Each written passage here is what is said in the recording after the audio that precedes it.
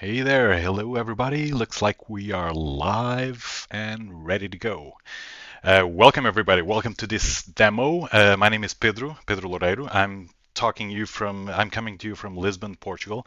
Um, and I was just like doing a very small warm-up practice run for what we are about to do here. Um, I'll just like to welcome everybody on behalf of Sktchy, and we've got a challenge for you today. So the idea today is for me to sketch 30 faces in 30 minutes, which is a probably a personal record. I don't know if it's a World Guinness Records, but yeah, let's see about that. So the idea here behind this is basically to draw attention to to give you guys some fun challenge to do on a Saturday afternoon or morning or evening, depending on where you are in the world. And this is afternoon here, and we're also drawing attention to the upcoming challenge, to the upcoming Sktchy challenge of 30 faces, 30 days watercolor version. So that's going to start in April 1st, and it's going to go throughout the whole month of April. And that's pretty much it. So the idea here is if I can do a 30 faces in 30 minutes, I think you're pretty safe on saying you can do 30 faces on 30 days. Of course, the classes that you'll get on the 30 days, 30 faces, 30 days challenge will be much different, of course, because we'll have like sort of 1 hour long classes with 7 different teachers, including myself. I'll be teaching 5 of the 30 classes. And like the idea of this is to have fun, for you guys to learn a little bit. You can tag along in this demo. You can tag along if you like, or you can just watch and do the whole thing later because it's going to get recorded on YouTube. And I'm seeing a lot of, I'm getting the chat with a little bit of delay. So pardon if I don't respond to you immediately. I'm getting a lot of good mornings from England, from Arizona, from Green Bay, from Oklahoma, from Texas, from Montreal. So there's a lot of people already here. I'm hoping I cannot see the numbers though, but I can see your chat. So please do interact. This is going to be like interact with each other, interact with myself. I will be doing a lot of sketching, of course. So while I'm sketching, I won't be able to see the chats, but I'll pause every now and again to take a breather, to drink a little bit of water, and of course to answer your questions if you have any. I'll try to do this as quick as possible. It's not going to be exactly half an hour because like breaks and stuff. But we'll have a question and answer session. We can have a question and answer session in the ends of all the 30 faces. While I'm doing the 30 faces, I'll also try to kind of like go through my thinking process if that's possible, because there's like almost no thinking like 1 minute portraits. But anyway, I'll do my best to explain what am I doing here, and like to give you guys some input on this, and also to to answer your questions. And mainly what we aim to do here with Sktchy is to have fun, basically to have a little bit of fun together, and yeah, and share this moment with you. A little bit of background about myself. So my name is Pedro. I'm from Lisbon, as you already know, and I'm an illustrator, mostly architectural illustrator and urban sketcher, and I also teach classes. And so I began my sketching journey a long time ago with the Urban Sketchers community, which was great because it gave me an excuse to sketch every day, which was what I really like. Uh, I always carry around a sketchbook with me. You can see that there's a lot of like these are the places I've been and like stuff I collected along the way. I'll just switch the camera here to let you see what I'm usually sketching around the world. So this is oop, let me just reframe this. So this sketchbook is huge, as you can tell. It's an A4, and like this is my absolute favorite thing to do, which is sketching people. and sketching people while they're doing stuff.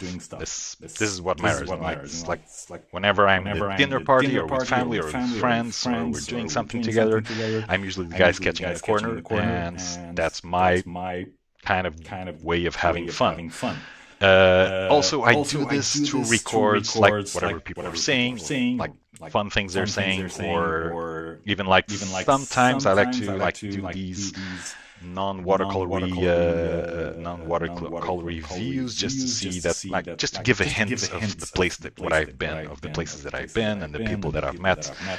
But you can see that it's mostly like people interacting with their spaces, people interacting with their own environments, and people saying stuff a lot of the time, or just environments deprived of people, which is also great. But like I usually I do have an architectural background, and I'm actually more fond of drawing people than places, because I learned a lot from comic books, basically. I'm getting the message that I have a little bit of echo. Is this happening with everybody, or hopefully it'll go away? Tech issues. Oh, I'm getting a question here that the reference photos. Oh yeah, you have the link with the reference photos, but I'm also going to be sharing the reference photos here in my iPad, so they'll always be on the screen. I do not have audio playing on another device, so that's weird. It's weird that I'm echoing. Loads of feedback. Okay. What is going on here? Okay, let me just switch on and off. Does sound still come through while I'm talking now? Huh.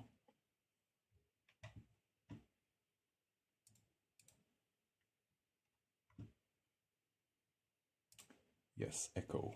Yes, echo. I'm hearing all of echoes. Okay, so how to solve this? So I'm probably having something playing audio.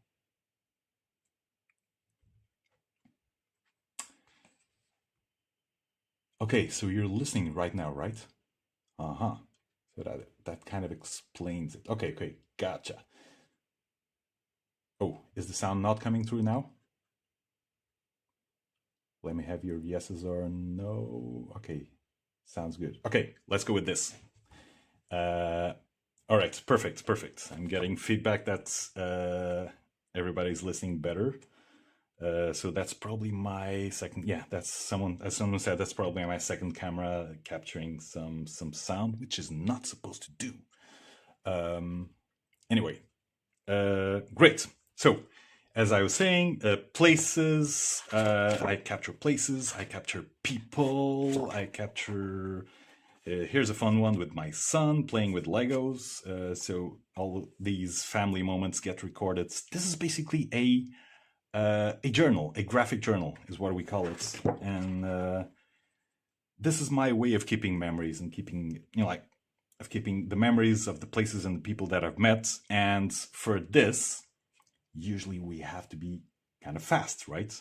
Because these moments are not there for us. They're not posing for there most of the time. So, this guy was posing because he's made of plastic or resin or whatever, but my son was not, so I had to be quick about him. And so we got to be fast, basically. And a lot of the energy that I put in my sketches and my urban sketches are brought about by speed. Speed is a great teacher. It's not the only teacher, but it's usually sometimes it's a great teacher, because especially for detail-oriented people, because people sometimes we all tend to do this. We all tend to nitpick all the details in the face or in the portrait or whatever, and we want also to be fast. We want to have that looseness, right? So we want to have that loose appeal, that loose energy of the loose energy of the sketches, the moment that we're experiencing, right? This is also another example where I'm showing, this is my subway, sketchbook. This is people basically in the subway, and this is a great challenge because like the subway here in Lisbon, at least, it stops like every couple of minutes or something. The stations are like the distance between the stations is like a couple of minutes at most, and so I never know if these people are going to leave the train or not. So I have to be fast about it, and I may not even finish most of these. So this is also a great challenge for you guys to take home. So mainly the lesson here is practice, practice, practice. The main lesson here is practice and be speedy about it. Don't be afraid to be speedy. Don't be afraid to mess up things. We are certainly going to make a mess right here, right now. So this is kind of like a learning experience by shock, kind of like shock treatment. And, you know, like just remember that this is all part of us trying to raise attention to the upcoming challenge 30 Faces, 30 Days watercolor version up there on Sktchy. So the link will be dropped every now and again in the chat. We'll have, and let's go about it. Shall we get started? Right, enough with the presentation. I think we are good to go. So as soon as you're ready, all of the reference photos are here and in my iPad on the sides, and they were taken from the previous Sktchy challenge, which was 30 days, 30 faces, 30 days pencil version, which I wasn't a teacher on because I'm not really a pencil guy. I'm more of a pen and watercolor guy, but in this instance, I'm going to use mostly watercolor because that's what we want to like. It's the upcoming challenge is in fact watercolor, so it's fitting that we use just watercolor or pencil with a little bit of pencil with watercolor. All right, so get your gear ready. I have my reference photos right here. I haven't practiced with them, so this is going to be my first run with them. I've just glanced at them for a couple of minutes each, or maybe like less than that. Here's my materials. This is my watercolor palette. Do not mind the colors. The colors will not be important. It's going to become a mess. It's going to become much more messy as along the way. So when we get to the 30th face, this is going to be a whole like mess of colors. So I'm not going to mind a lot about the colors. This is probably going to be like a puddle of brown and gray in the end. The important thing is we pay attention to the shapes and to the shadows and whatever that like the structure of the face, not the colors. And I do have my water recipient here, my water cup here, and a big brush, a smaller brush, and a flat brush. I'm probably not going to be switching around with the brushes a lot because that's seconds that go to waste. I do have my 6B pencil around here, good for laying down structures, like very quick structures. And I have like a few, I usually like to use these recycled, I do sketching in weddings a lot. I have this gig where I sketch in weddings and I do these tiny A6 portraits of people, of the guests. And I usually have a lot of leftover paper, so I do like to use them in these small and quick exercises. It's a fun size. This is A6, quite nice color graded paper, watercolor grade paper. And okay, so I think we're good to go. Is everybody ready? Does anyone have any questions? I hope I'm getting the questions live. There's of course a lot of delay going on, but I don't see any questions. All right, go. All right, let's go. So I do have a timer here on the side, and I'm gonna hear a bling every now and again. I don't know if you will be able to hear the bling as well, but anyway, I'll keep track of the time by switching from reference photo to reference photo. So take a deep breath. Let's get started. And is there anything I'm forgetting? No, I think we're good to go. Okay, so this is going to be stressy and we'll start with a fun one. I'm starting the clock right now and go, go, go. Right, so the pencil here will just be useful to lay down kind of like a weird, very loose structure of where things are placed. And by things, I mean the hat, the mouth, the features of the face, basically. And that's it. I've wasted 15 minutes, 15 seconds on this. So now it's time to roll with it. See, really quickly, with the big brush, you can do this really easy. See, this is the advantage of having like a really large brush, is that you cover a lot of ground very quickly. And I'm using a lot of tricks here, which I'll like explain further in the next few faces. But for now, let's just enjoy our time here, or very little time here. And that's it. I hear no blink, so I have to pay attention to the stop clock. Okay, first one, ready. I'll try to keep it here in the screen as I finish them. Let's start with another. Okay, this is another fun one. Profile. See, there's not a lot of time to muddle about in detail. You have to be quick about it. And I'm already using a lot of time with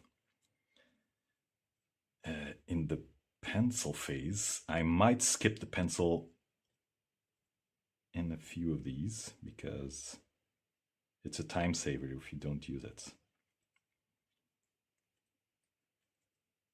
Once we get exercise on this, we'll start to figure out what's essential, what is not essential. Look at that, we even have time for a little bit of background shadow. See, negative painting. This is called negative painting. This is when you paint the backgrounds against the person so that you can better outline the profile. All right, it stopped. The clock has stopped. Let's take this one away and move it away. We have we have a very Fordian assembly line here. All right, next profile.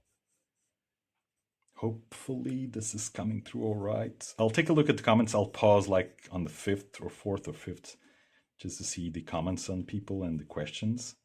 So yeah, as soon as I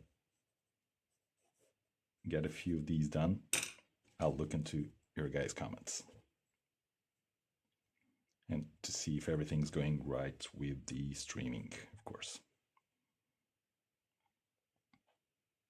I'm trying to stick to the right colors, but as I said, it's gonna be a mess.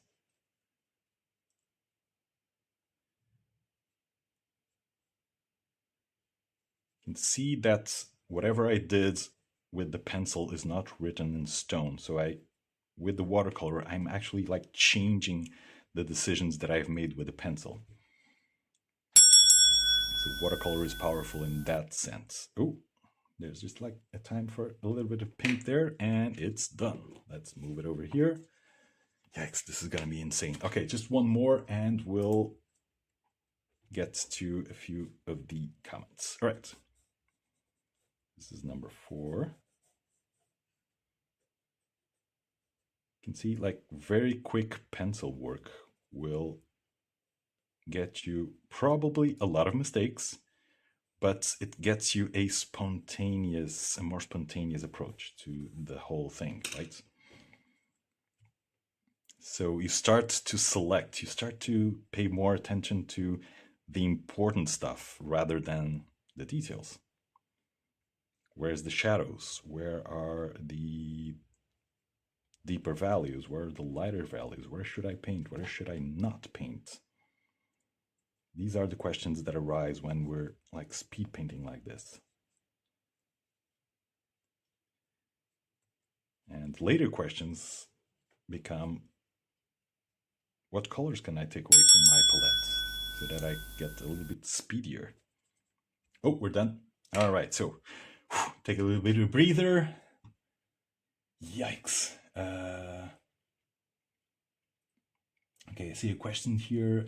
And what size paper are you using? This is A6 format. So it's like roughly the size of my hands, a little bit smaller than the size of my hands. And yeah, something like this. Put my pencil to the side here for scale. All right. How are you going with this? Feeling good?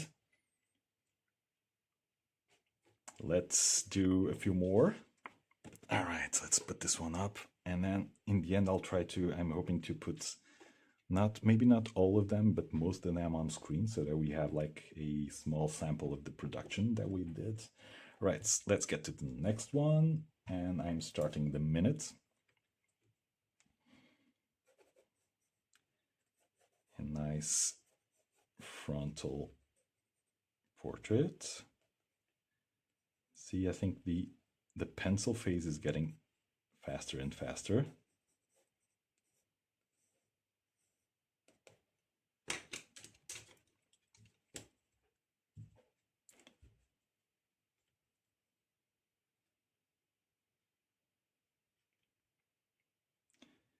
You might have noticed that I'm leaving a lot of whites.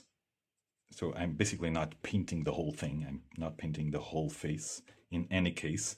I'm leaving a lot of white spots here and there, and that's crucial in watercolor because like it's the part that glows, right? Watercolor is, like you add, it's an additive process. So you add more colors to the thing. And as soon as you cover up, oh, time is up. I just want to put the eyebrows here. Okay. So as soon as you start to cover up the whiteness of the paper, you start to lose shine. Basically, you lose like points of shine. The timer is 1 minute exactly, 60 seconds. Because we want to get like 30 faces in 30 minutes. So that's the rule here. It's not like really a rule, but it's more like a challenging device. So as you can see here, I've left a lot of whites here, and these corresponds to the parts of the face that I see shine the best, or shine the most, is what I mean. And they might not exactly match because that's the rush of the exercise and the challenge, but they give you a rough idea of where the sun or where the light is coming from and the relief and the volumes of each part of the face, right? And this is done really quickly. Let's go about the next one. All right, 1 minute on the clock. There's a lot of frontal portraits. Let's do this a little bit smaller. Maybe get some time going. Getting some time back, or trying to like at least do something a little bit more finished this time.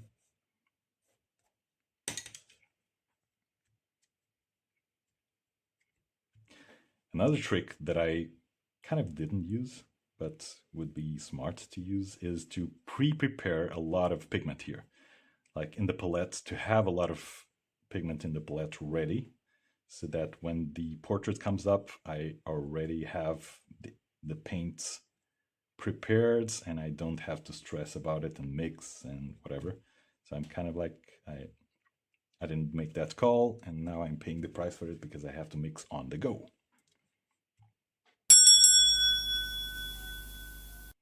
All right, the minute is up. So, another one. Okay, let's start the next one right now. 60 seconds on the clock. Oh, this is a fun one. All right, this is a challenging one. How do I put this in the least amount of brush strokes and in the least amount of pencil strokes? Can we call them strokes with pencil?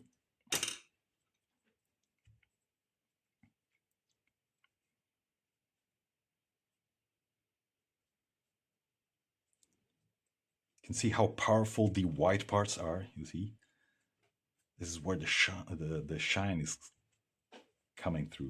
Right. 20 seconds to go. Oh, this was not bad actually.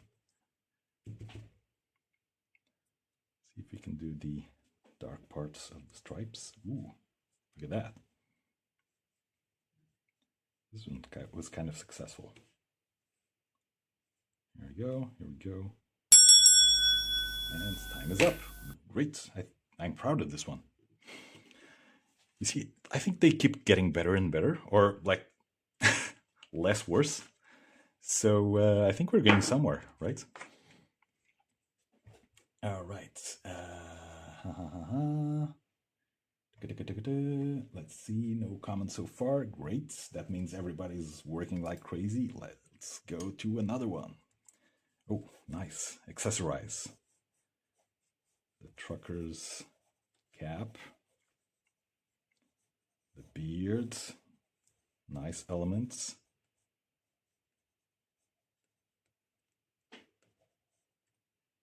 All right.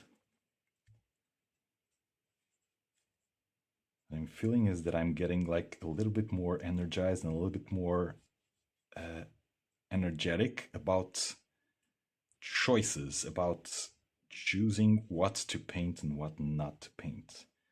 Here, this is very clear. It's very clear what I need to paint and what I need to not paint, right? Because it's like some parts are really dark and some parts are really light. So it becomes more obvious what I need to not paint and what I need to paint. But then there are like the midtones, and I have like 3 seconds to do them. So forget about them. There we go. Here we go. All right. Not bad. I'll try to get back to this issue about like midtones and whatnot, because it's like an important part of the watercolor process. Okay, 1 more minute, and this is a good one to try to talk about that, right? Okay, let's go just structure as quick as we can. This is enough. Now, what I say about what I was talking about mid tones and dark tones is that like the shirt is definitely a dark tone, a very dark tone. This is the darkest that we get, and the whites are kind of obvious. They're in the right side. And then there's this whole part of her face is shaded deeply, right? So this is dark tone. And then the midtones are kind of like everything in between. So you kind of water them a little bit down. It's like the most intense paint that you can use, and then you water it down. And you get the midtone. This will become a little bit more abstract. I think some portraits are a little bit less obvious, become a little bit less obvious. Oh, time is up. I wish I'd found a way to have the time here for you guys to see as well. Anyway, hopefully we're managing and you are managing.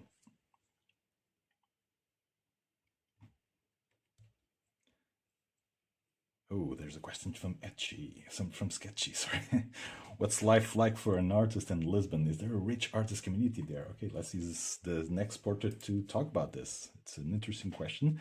And yes, there is. There is a large urban sketcher community, which is like the community I'm mostly attached to.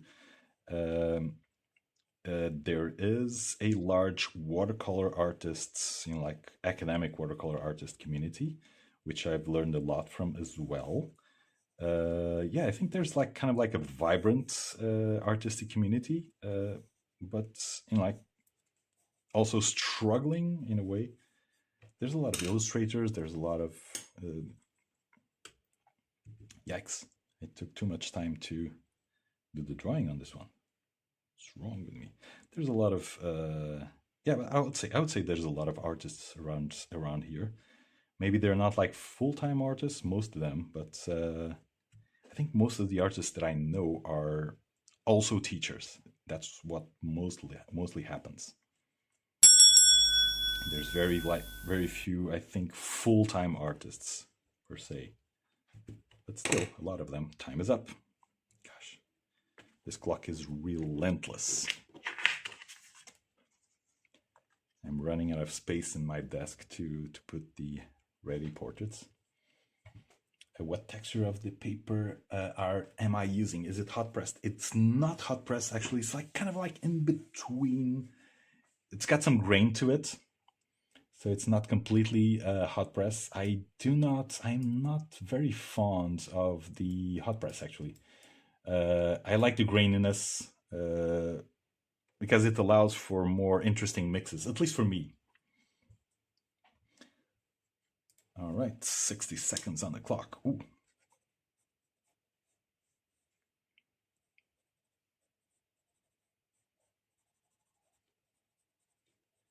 There we go. All right. I feel that I messed this one up in the pencil part. See if I can save it. Sometimes you can save it in the watercolor phase because, like you do the drawing and then you have a chance in the watercolor phase to correct yourself. Like to kind of like nudge things in the in another direction. See, but this is an interesting shading actually. Have you noticed did you notice how the light is all on the right and then there's just like a tiny like bump in his face right there that makes this shadow? This is really interesting. All right, it's done. Wow. Oh, now it's bleeding, right? These are, these are, as Bob Ross used to say, the happy accidents. Sometimes this works out, sometimes it doesn't, but like watercolor does its own thing, so we have to respect that. All right, next up. When are we? We are at number 12. Frowny gentleman on number 12. All right, let's try to make this work.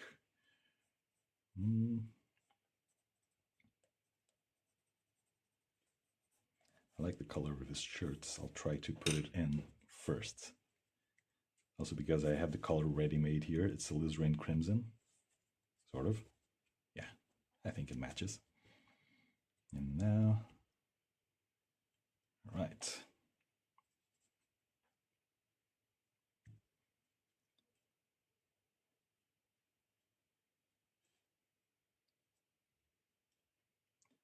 "14 seconds to go. This is insane." Now the shirt, the color of the shirt is mixing with the color of the face. And we're getting to the messy parts. I may have to stop for a couple of minutes just to clean up the palettes, and 0 seconds left. That's it. But for now, let's keep on plowing. All right. Oh, that's a fun one. Brushing the teeth. That's very important. All right. This is the worst toothbrush that I ever sketched. I'm getting the sense that I'm getting a little bit more picky and a little bit more detail oriented, so I need to let go of that.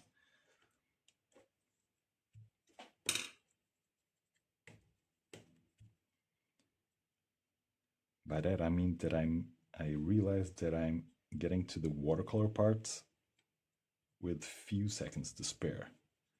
So I need to like shift the focus more on watercolor.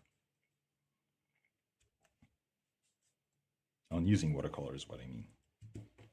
10 seconds left. All right, not bad, not bad. There we go. And that's all right. Works. Next up.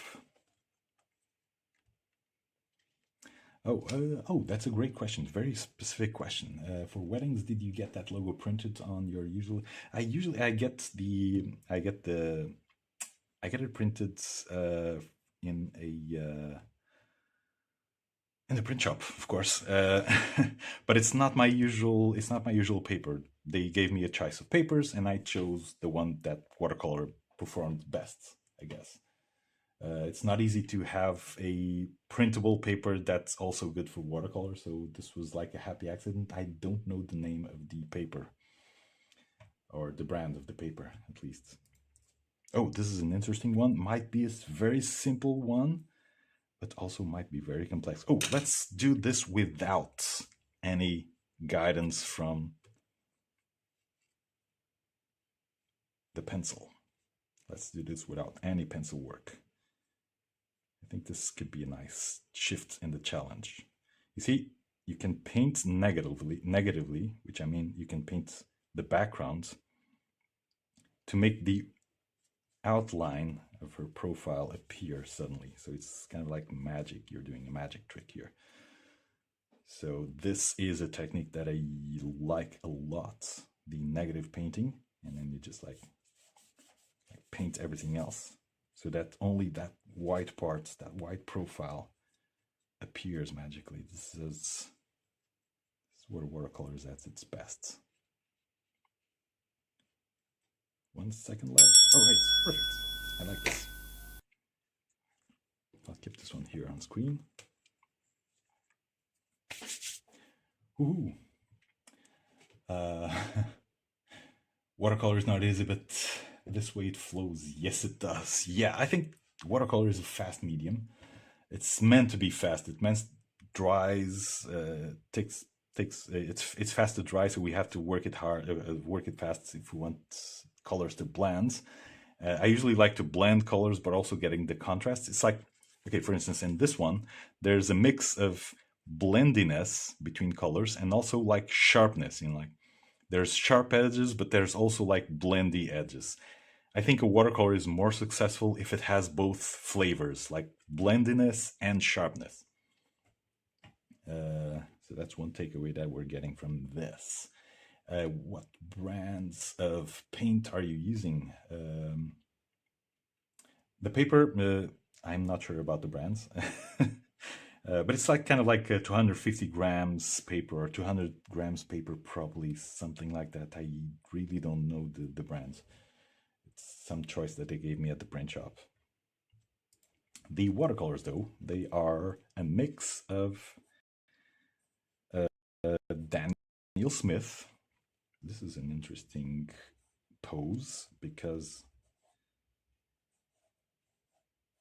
it kind of like fools us, like the proportions of these kind of like are fooling us. Like the neck is really long and it's kind of like a hard perspective. It's also fun to see how we can handle it really quickly. Now I made a mess with the yellow here. Let's use it. Let's incorporate these accidents. Oh, 15 seconds to shades. I can do it. I have forgotten question about the watercolors. I'll get to it. And 2, 1, done. All right, not bad. The watercolors are a mix of, I'm using, some colors are Winsor and Newton, some colors are Daniel Smith, and I think there's one Sennelier, the French brands, the red one, I think, red Sennelier. I just have like different tubes that I use that I've bought along the time, and I'm just like plowing through them basically. I'm mostly shifting to Daniel Smith now, but I still use a lot of Winsor and Newton colors. They're like kind of like very good brands, both of them.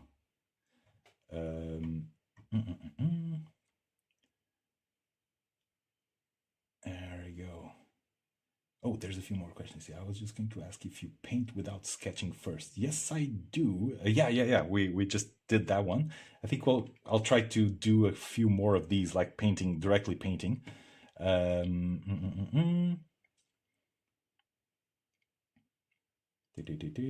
can I find the photos? Oh, link dropping.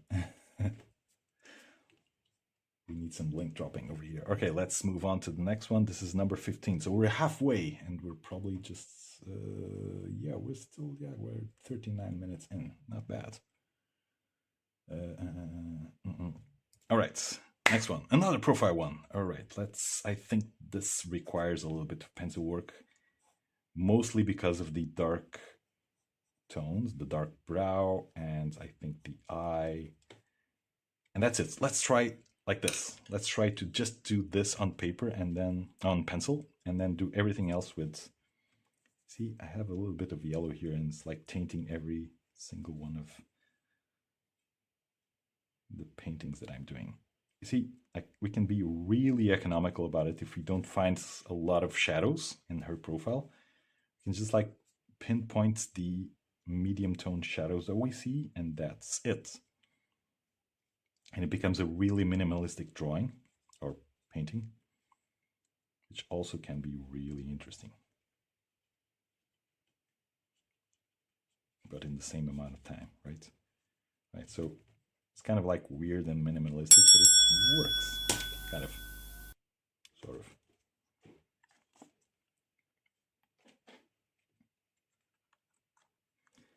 All right. So I have a question. Is it going to be available to watch again? I think yeah. I think this is going to be left recorded on YouTube, so we'll have a chance to watch it over again and over and over and over, and like with half the speed. No, don't do that. That's cheating.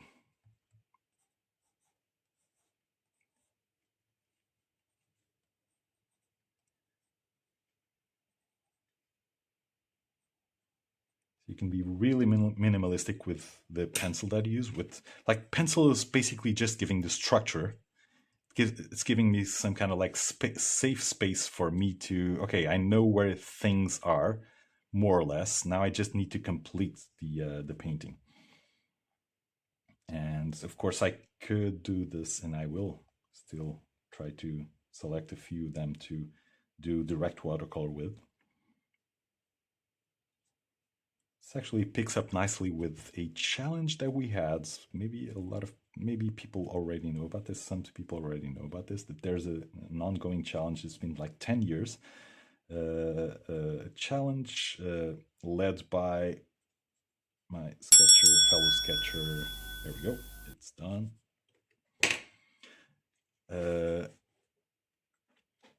An initiative led by fellow sketchers Liz Steele, based in Australia, and Mark Tarrell Holmes, based in Canada, where they did an initiative called I don't want to get this wrong. 100 people, one week, 100 people. That's it. Hashtag 101. Hashtag 1 week, 100 people, or the other way around. I don't know. And what happens is that like it's a challenge, like it's a global challenge that people may want to take up on, which is to basically this that we're doing. Like you challenge yourself to do 100 people in 1 week or in 5 days, and that's a fun challenge to also to take if you have the time. So it's funny that we're doing this like maybe like a couple of weeks after that happened. All right, let's go with another one. Oh, for a second, this guy looked like Jack Nicholson. Did anyone get that as well? Let's do this one. Let's do this one with direct watercolor. See how we can come up with. See, now what I'm doing is I'm more like drawing with the pencil, with the brush, than I'm. Brushes should be used painting, right? Because for drawing you have the pencil, but sometimes you can do this. Sometimes you're allowed to do like some kind of structure with the brush and complete it with like broader brush strokes. You just have to use either the tip of the brush for one thing, for drawing, and then you use the full body of the bristles of the brush for actual painting and laying lots of paint. This one was actually quite successful, doing direct watercolor. Let's try to do some more. There we go. All right, this is a fun one. Okay, I think I need pencil for this one. I'm not sure why. It's just like, yeah. I'm not going to be able to sketch these expressive eyes with watercolor alone, and just like the time that we have. And there's not a lot of shadows here. It's like well lit. Well lit in terms of it's like flooded with lights. So it's not ideal for us painters. We like deep shadows because we like to tell volumes apart from each other. Like it's I think it's with shadows that we create volume and that we create three-dimensionality, or at least it's easier for us to do that. All right, so this wasn't like entirely successful.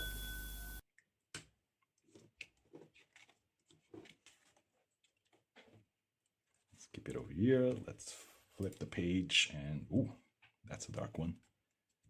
I think we can do a direct watercolor on this one, but man, there's a lot of detail here. Yeah, this would be like 3 hours with graphite or like with proper watercolor. Let's see what we can come up with in 1 minute.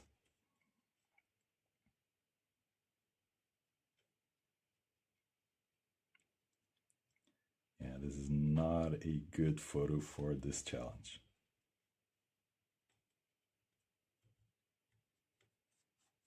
Just try to make the best of it.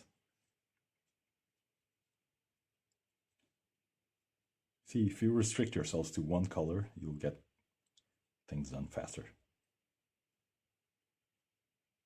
And you have the values, right? You have like the darks and the lights, the darks and the lights. You don't have to think about color, you just have to think about the lights and the darks. All right. Moderately successful. Let's do another one.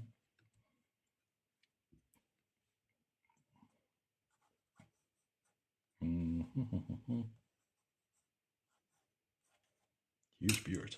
All right, let's try to do this more direct watercolor. Just have like the tiniest hint of structure.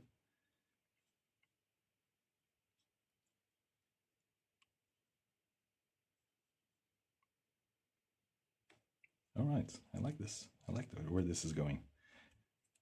Sometimes it's interesting sometimes that we get the hints of, okay, this one's going to go really well right from the start.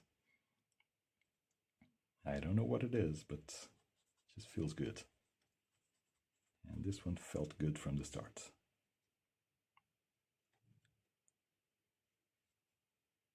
All right, awesome. Finished before this time. 3 seconds before the time. All right. Keep those questions coming, please, because if you ask a question, then I'll have a break. Then I can take a break by answering it. All right. Let's do this one. Oh, wait. Focus on the face.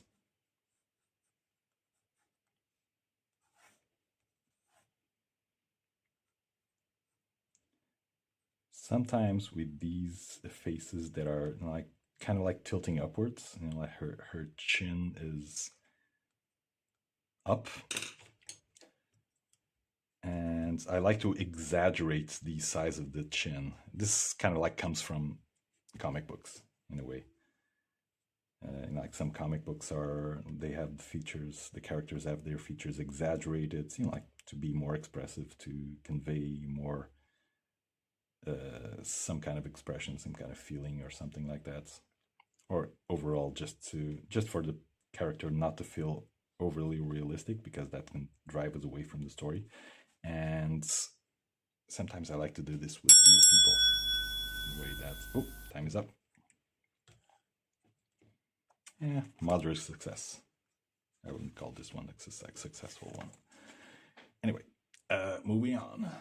Right. All right. Direct. Let's do this directly. Save the eyes. Save some parts that are shining. See, you can do the shape. You can focus on the shape, like painting almost everything.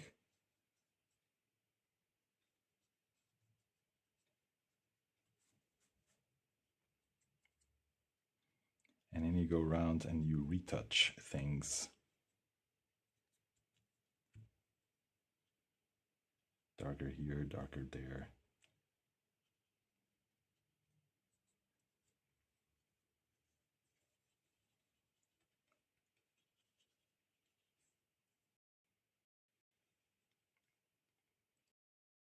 I would probably be able to finish this one off, but this is also an interesting exercise that watercolors allows us, is to whenever you're doing direct watercolor, you shape out this mass of color with a few hints of whites, leaving a few hints of white here and there. If you have the time, if you're not in the 1 minute per portrait challenge, you let it dry and then you start to paint the features over that major shape that you did. So this is kind of like structures, you pins down the shape, the major shape of her face, and then let it dry and then start to work on the details. So the idea of watercolor is mostly like this. It's start out with the big shapes and then move on to the details instead of the other way around. Do your friends always want to be drawn by you? No, most of them don't want to be drawn by me because they know the drill and they get awkward, and most of them don't get awkward with many years. But yeah, usually they make fun of how the sketch ends in the end. But they get used to it, and they suddenly it's like just white noise. Do you ever use water pens? They have water already. Oh, I did for many years until I became a little bit posh, a little bit snob with it. What I realized about these water pens, they're really practical. It's like brushes that have like a tiny deposit of water that you fill them in, and like you just have the water container with you at all times in the pen, in the brush.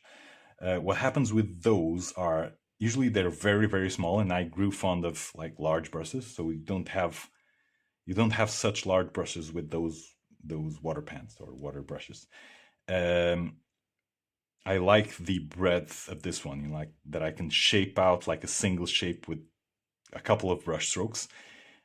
Also, they keep pouring water, and sometimes I like to have a drier brush stroke, and I don't get that with water pens. Will you be doing any direct watercolor parts in the 30 days in April? I think there's an exercise with that. Not strictly so, but there's an exercise where I approach direct watercolor, yes. Especially in these terms of shapes and then minor details. Shapes first and then minor details. So this is going to be one of the exercises in one of the classes. All right, let's keep on going. A couple of more. Thank you for the questions, because that's a breather for me. All right. All right, let's work with this.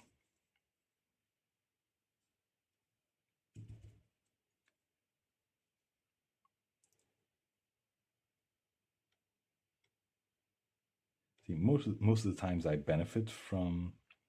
Most of the times I'm working with pen, with an ink pen, waterproof ink pen, and I usually sketch first, and then I paint over the sketch, the ink. So I need to have my pens loaded with waterproof ink, right? Because otherwise I would smear the ink. But what happens is when I do that structure in pen, no, this is kind of like, okay, time's up. This is kind of like an abstract feeling, an abstract impression of this portrait. You don't get the eyes here, right? Because the pencil is really back in the background there. So it's just the pencil work gets absorbed by the watercolor work. Whereas the pen work doesn't. The pen just comes through because it's like I use black ink. So no matter what color I would put with the watercolor, the eyes would come through, right? So I have both. I'm playing like kind of like both fields when I'm using a pen. Pen is for details. The watercolor is for large shapes and shadows, right? So we can use different tools with different meanings on the same portraits to get most out of it. Here, I'm just using the watercolor basically because like you can hardly see any lines, right? So I'm not getting anything out of the lines rather than that initial structure. There's a question there. You said do you teach watercolor drawing? Or I do teach both basically. I'm more fond of drawing actually. Drawing with a pen, drawing directly with a pen. Like you do the pen, you do the pen work. There's mistakes, you got to live with them. I like this approach in sketching. Although I do teach watercolor as well, obviously, and I think now it's like kind of like 50-50. I divide my time, my teaching time between teaching pen sketching and watercolor sketching. Water brushes are useful for sketching in museums. Exactly. Yeah. That's one thing. That's one place where they will probably be useful. I don't know if in courtrooms they also allow pots of water. That could also be a situation where they would be useful. All right, next up. Ooh, cowboy hat. Nice. All right, I could have just shaped this one out, right? With a few brush strokes. You see how quick it is? Like, I'm struggling with the pencil to do everything right, and then I just get here with the brush, and immediately we get his face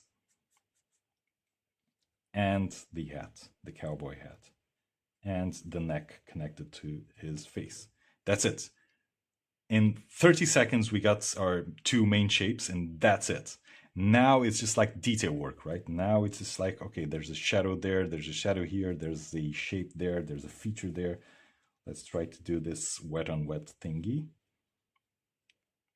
You see, the potential here is very clear. When I put, like, in 60 seconds, I got this. I got the very structure of this whole photo, of this whole portrait. And then I would wait for it to dry, and then I could, like, pen over it or like paint over it with more pigments or with a finer brush or something like that. So you can see the potential in this method of shapes first approach, right? So let's keep it here. All right, let's do a couple more. Speeding this one up. We're in number 26. Oh, this is also one of those detail-oriented ones. I'll try to keep the pencil work just on her skin, on her face, basically, while leaving the scarf up to the watercolor. Okay, now really quickly, I want to capture this really quickly. See, I already lost like 5 seconds mixing the right tone. That's my detail-oriented obsession coming through. We all have them. All right, really quick, and now I want to get that darkness of the headwear. 5 seconds to go. That's enough, right? There we go, right on time. I could go a little bit darker on here, but I would have to wait for it to dry. Darker on the eye sockets, darker under the nose, like some darker on the mouth, for instance. So these are kind of like almost incomplete. All of them are kind of like incomplete sketches. Let's see, there's a couple of questions more. How important is learning technique versus just sitting down and painting daily? Wow. That's the wrong question for me, I guess, because I just did the latter mostly. Well, I'm lying here. So basically, I don't have an academic formation, an academic instruction in arts, or an academic education in arts. I didn't do fine arts. I did architecture, and there was very little drawing involved in learning architecture. Surprisingly so. Still, we had some drawing classes. but it was not on the level of fine arts and or illustration or whatever, or graphic arts or visual arts or whatever. It was just like enough to let us know that drawing is also a tool for architecture. So having said that, I looked for education in sparse workshops and small courses, and like just hanging out with like-minded people, hanging out with masters that I would like to sketch like. And so it was basically like a soft approach to learning, to a proper education basically. And so I mostly did the latter by like painting daily and just looking at whatever other people were looking. YouTube is also a great tool for it, although I hadn't used much because I was so involved in the urban sketchers community that I could just like look at people doing live. But like for people who live in towns that don't have urban sketcher communities, then that's a great way of learning. But I was like surrounded by like-minded people and artists and watercolor artists, so I didn't feel the need to go online to learn these things. But it's mainly like kind of like self-taught in a way that's not self-taught because I learned from people. Oh, let's skip it into this one over here. When working with pen and watercolor, do you always do the ink work first? Yeah, most of the time. Most of the time, I do the ink work first.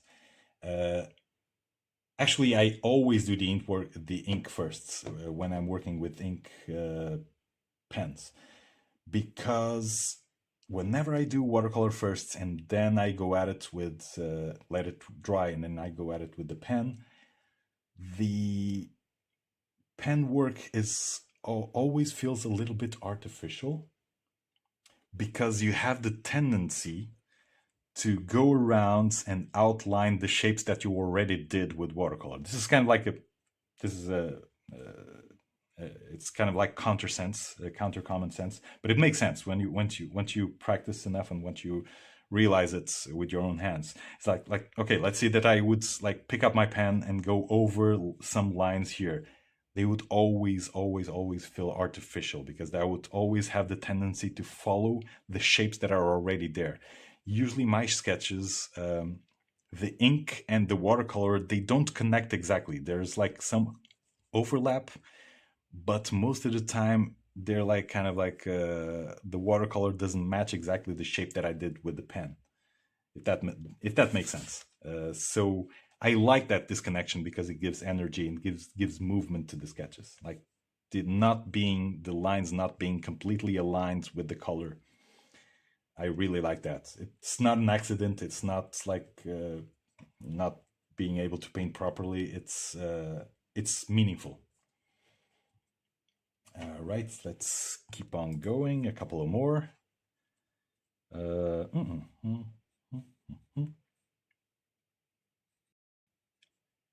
See the importance of pens laying down this structure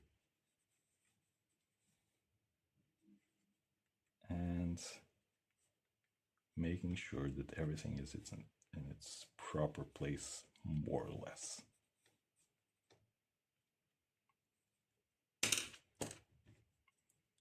But there you go, 30 seconds went down the drain.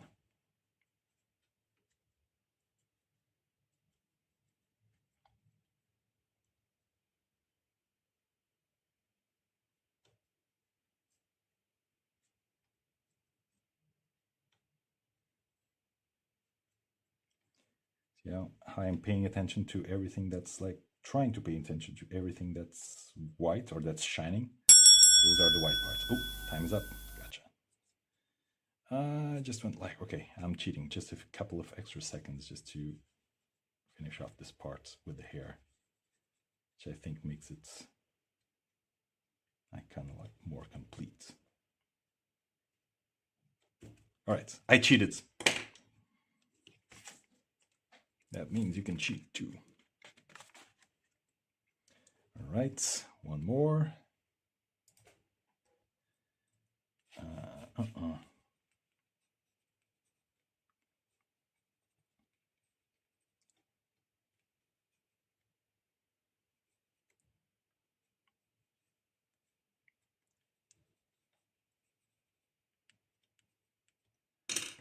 right, let's go. I was a little bit faster this time. 20 seconds for the line sketch. Now I'm mixing colors.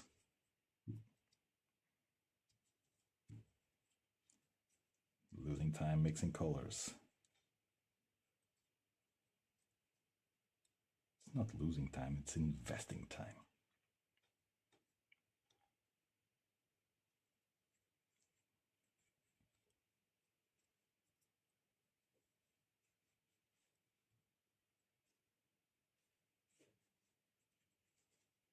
And time. All right. Not bad. This could be complete. This could be more complete by just by having a few extra seconds. But I'm happy the way it turned out. Let's put it over here. Let's bring this one up here and one more. So this is the 29th. We're almost done. Okay, let's do this one direct because I think profiles lend themselves more to direct watercolor, I think, because you can kind of like draw the profile with the brush. So and so. Just fill in. And then you can do the negative thingy. And it becomes even more obvious. The work that you did before becomes even more obvious than before. Right? So you basically did two profiles for the price of one.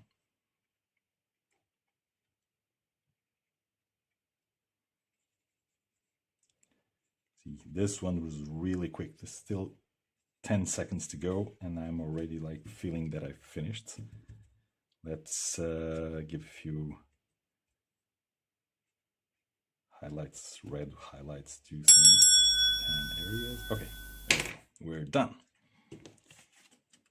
See, this was an interesting exercise in direct watercolor and in managing shapes, managing negative. So this was a very complete exercise. We approached a lot of stuff that we did, that we talked about. Final one, and I see some questions already over there, and I'll get to them after I finish the last one. All right, we're in the end of the roads, and this is the very last one. We did it in under 30 minutes. I'm just kidding, of course. We're way over time, but at least we kept to the 1 minute clock most of the times.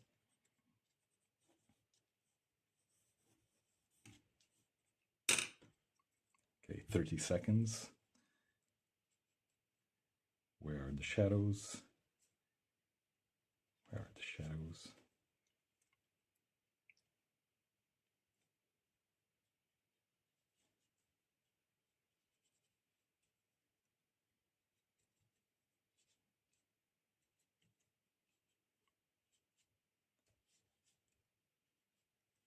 See, now the scarf is doing actually something very useful, which is it's giving us the negative object here, the negative shape. Oh, the time is up.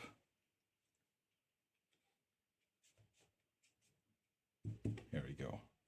Okay, I'll just take a few extra seconds just to have to drop a little bit of high value dark tones here and there, because I think we deserve the break. This is the final one. We deserve some slack, and this one will even get signed. There we go. All right, people. That was 30 faces in 30 minutes, or more or less.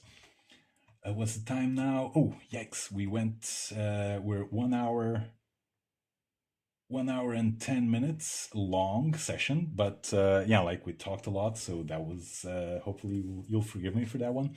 Let's go over a few questions that we have up there. How important is it? Will you work into the sketches more after this session? No, probably not, because I like the, okay, this happened, this moment happened. Okay, let's put them up here. We can take away the reference, many as we can on screen.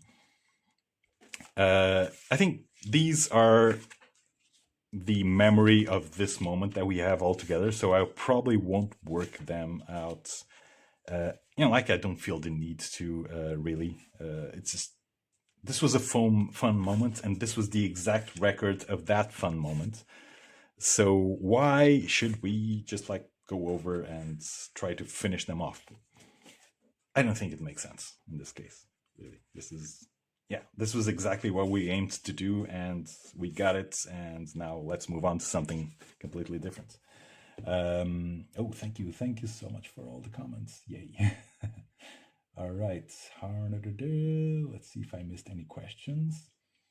Are you using a calligraphy brush? It's it's a Chinese calligraphy brush. That's exactly right. The other brushes that I have, the other brush that I have, which I almost didn't use, is a kind of like one of these mop brushes. It's very pointy, but also carries a lot of water and bends, and it's quite elastic. This one, on the other hand, is not so elastic, as it keeps keeps the curvature, right? So I use this a lot actually with keeping the curvature. I use this a lot, to go over a lot of the area. Like for instance, let's just like go over this one. Gosh, I'm doing this with my non-dominant hands. But anyway, like the curvature of the brush is useful for this. Like it's just like sticks there, and you can use it as a filler. Also, it gets like this very fine, flat appearance that you can also use either this way or this way. Very fine. You can do like very fine stuff with this. So it's a very well-rounded brush, this calligraphy one. Yeah, it's great, and it's like a war brush because I take it everywhere. I don't treat it very well, and it's still lasting. It's still going on for years now, so it's probably going to last me for a few more years. Let's see a little bit more. Thank you so much for the thanks so much for the comments. All right, did you get started as an event artist? No, I got started as an architect, and then I worked a few years as an architect, and then I dropped it and started doing illustrations at first, and yeah, like bottles and beer bottles and jam bottles and stuff like that. And then I moved on to architectural illustration to make use of my previous education and my previous experience as an architect, and now I'm doing more varied stuff, basically. Thanks so much for being here. This was really fun and very exhausting. So I'm just going to I'm going to take a nap after the stream. Just a reminder that this is all about you guys knowing about the 30 Faces 30 Days challenge that's going to come up in April. And look at this. This was the very first one. I think there was some progress in terms of like liberating. Like here's the very first one. Here's the very last one. You see like the difference in looseness that these two have. I think it kind of shows. At least I know my own work, and this kind of like shows more obviously to me. Hopefully, it shows to you guys as well. So this is like very stuck. This is still very stuck. Very like very constrained, and this was completely loose and very like light-headed, and I was able to do most of the stuff that I wanted with this, like shaping out the shadows, leaving whites where they need to be, even blushing her face just a little bit, blushing the nose, blushing the lips, like all those essentials that are really quick to do once you get the hang of the practice runs, right?